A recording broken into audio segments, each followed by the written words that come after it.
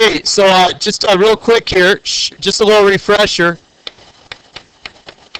If f of x is equal to 3x to the fourth minus 2x squared minus 1 over x, do you remember how to find the derivative of that?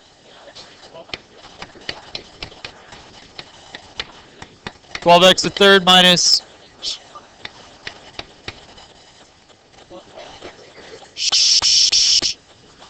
1 over x, you can rewrite this as negative x to the negative 1. So if you drop the negative 1 in front, it becomes positive x to the negative 2. So 1 over x squared. Okay. So do you remember how to apply the power rule? That's what we did. Today, I want to teach you how to handle multiplication and division. So if we turn to our notes and we look at not that page, but this page.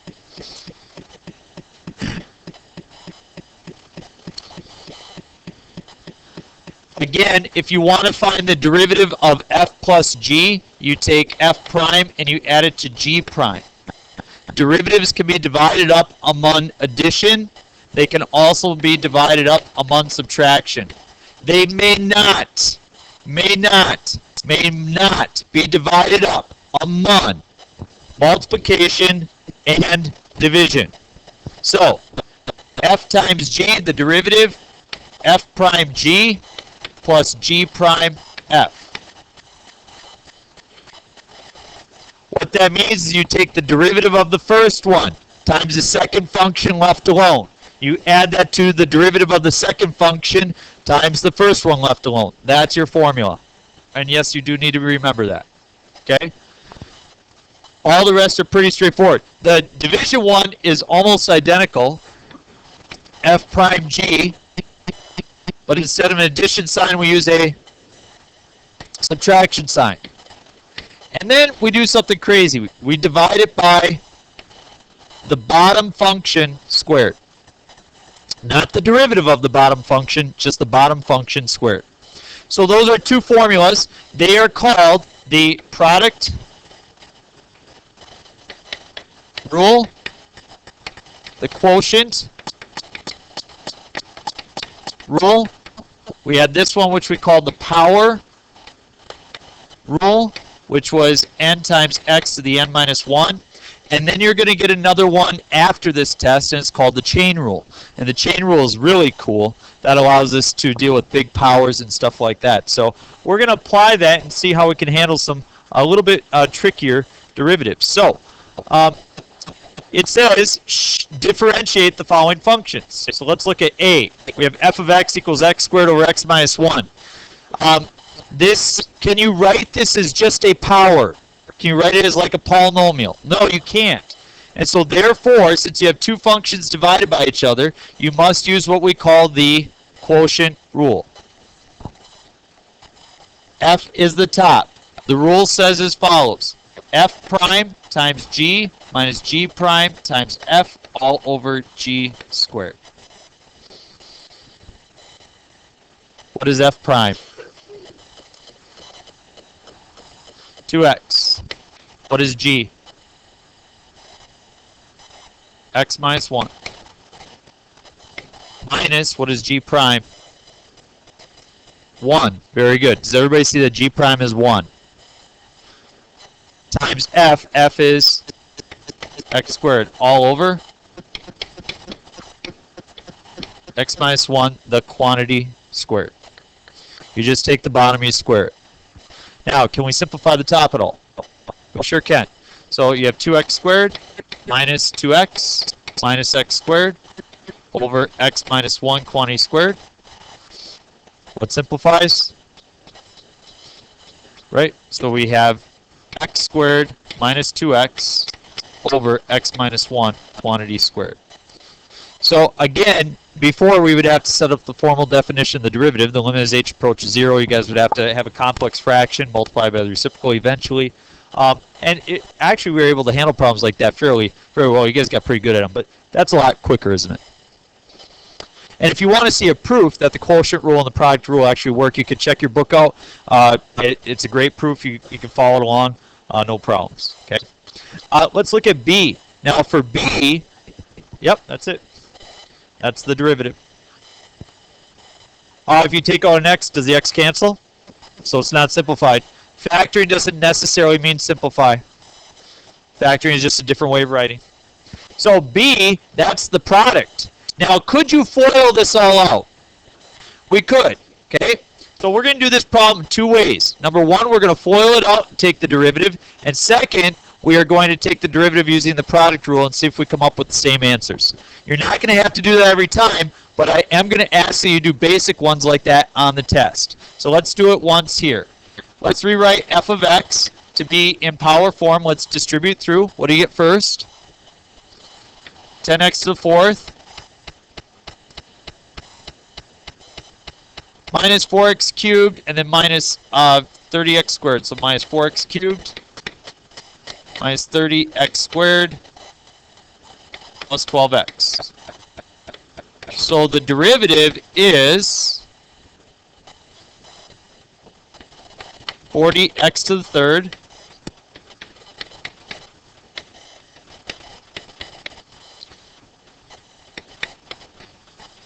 whoop.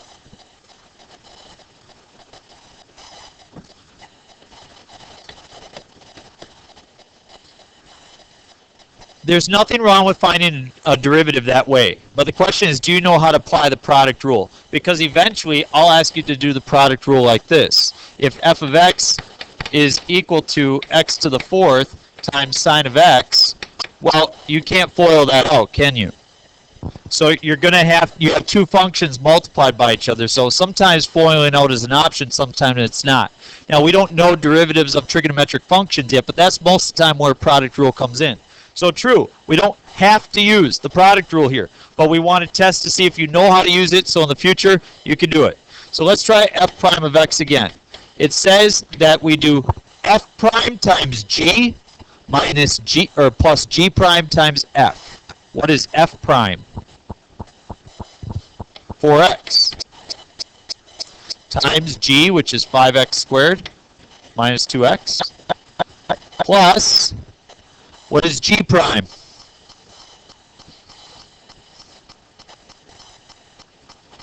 G prime is 10x minus times 2x squared minus 6.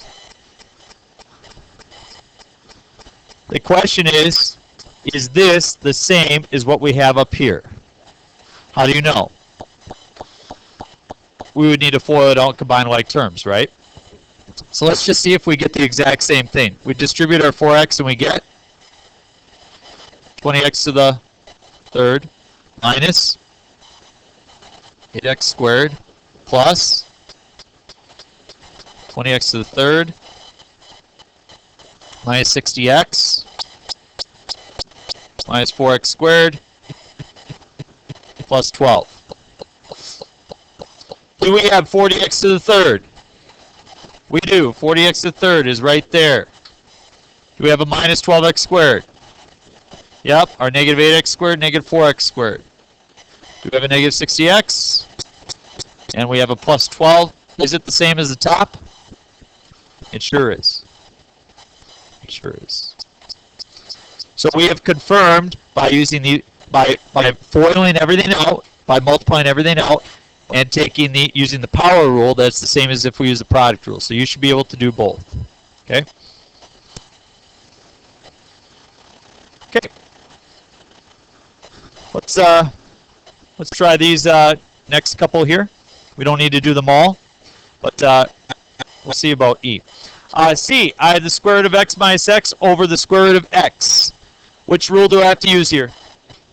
I have to use the division. I have to use the quotient rule. Quotient rule says derivative of the top times the bottom left alone minus the derivative of the bottom times the top left alone all over g squared.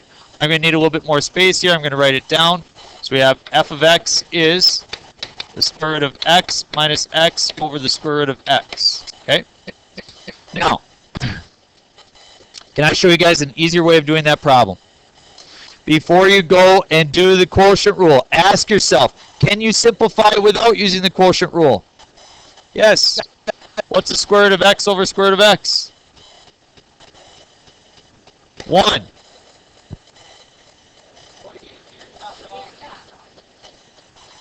Okay, then I'll write it out for you so you see. I'll factor out a square root of x out of the top. If I factor square root of x out of square root of x, I'm left with 1. If I factor square root of x out of x, I'm left with square root of x, and that's all over square root of x. What cancels? So you're left with 1 minus the square root of x. So you're not reducing parts if you divide each part of the numerator by the denominator. Now, if this was a square root of x plus 2, that would be totally different, okay? All right? So, is this easy or difficult to take the derivative of? Very easy. You don't have to use the product or the quotient rule for this, do you? What is the derivative of 1? 0. You can rewrite this as 1 minus x to the 1/2. What is the derivative of negative x to the 1/2? Negative 1 over 2 times x to the negative 1/2, which is negative 1 over 2 roots of x. The derivative is done. Nice and simple.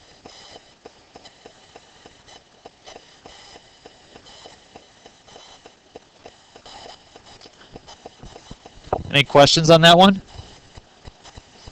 Okay. So we're not going to actually apply the quotient rule the whole way out in that situation. Okay. Let's do f though. Okay. Let's do f. Now I'm going to rewrite this in a different manner, but we're not going to be able to make use of it. I just want to show you one way that you can rewrite this.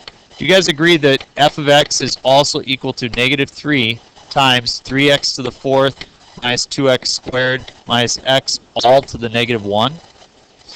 There's going to be a time where you can make use of a different rule called the chain rule, where we can take the derivative of that using the chain rule. And that might be an option that you would like. However, in this situation, there's no way we can really simplify this. You have multiple terms in the denominator, and so we are only left to use the quotient rule. And the quotient rule says the derivative of the top, which is 0, times the bottom left alone will result in 0. Isn't that nice? Minus the top left alone,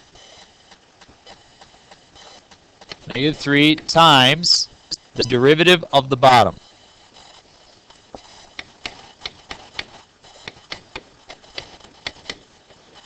All over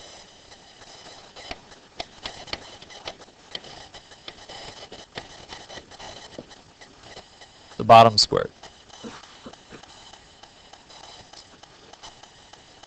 So we can simplify this too.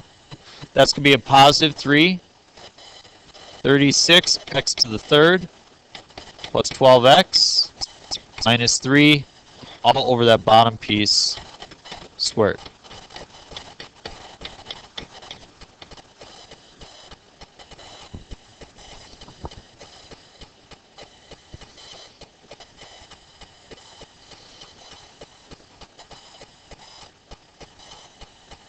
Now, let's pause for a moment. Could you imagine plugging in x plus h into the 3x to the 4th here? And then the 2x squared, and then the x, and going ahead and finding common denominators and multiplying by the reciprocal. That would be a pretty bad problem, wouldn't it? Look at how quickly we did that. Just like that. That's your answer. Here's the deal, you guys. I'm there. For the quotient rule right now, okay, we're going to get to some, more algebra-intensive stuff later, but I'm not testing you on how well you know your algebra right now, okay? We took care of that in the formal definition of the limit and stuff, or the derivative and stuff like that.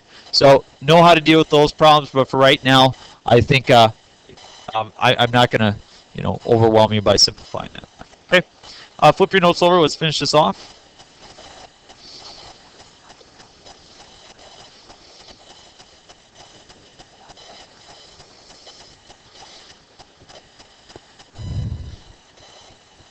f of 4 is 3, f prime of 4 is negative 2.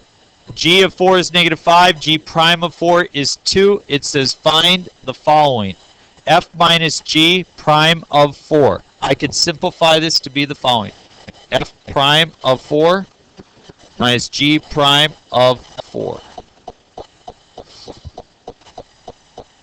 Exactly.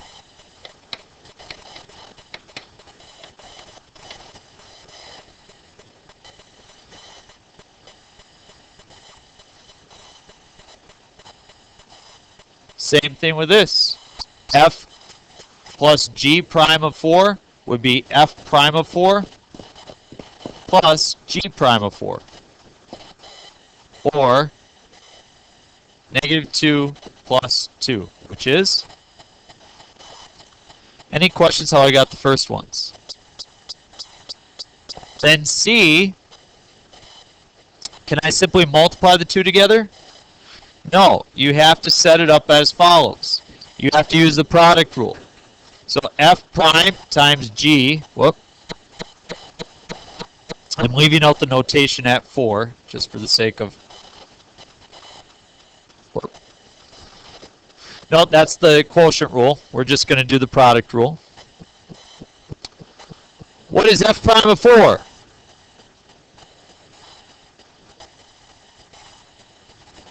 Negative 2. What's g of 4? Negative 5. What's g prime of 4?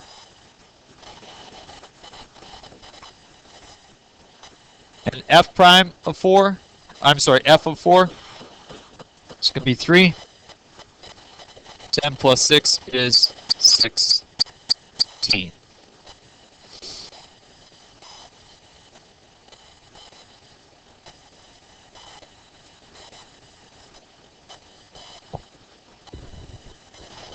The last one I set up, f prime times g minus g prime times f all over g squared.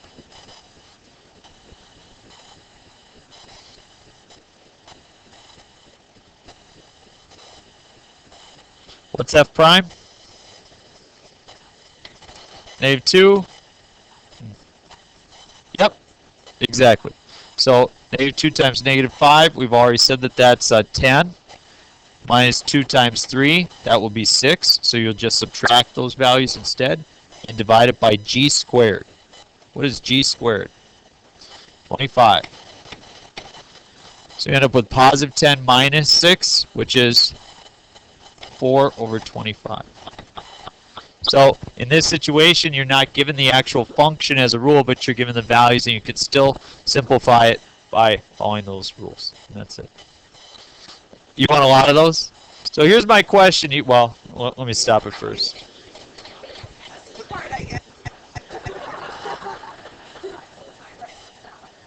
Okay, there's your assignment test on Thursday.